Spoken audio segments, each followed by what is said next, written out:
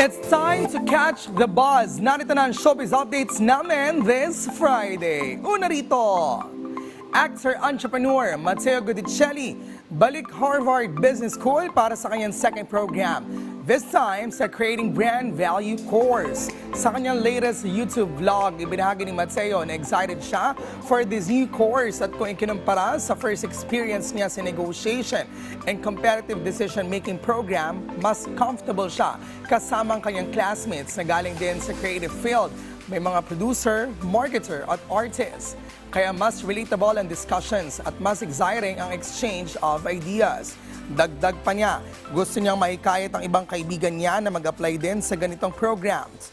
Matatanda ang graduate si Matteo mula sa isang executive short program sa Harvard last year.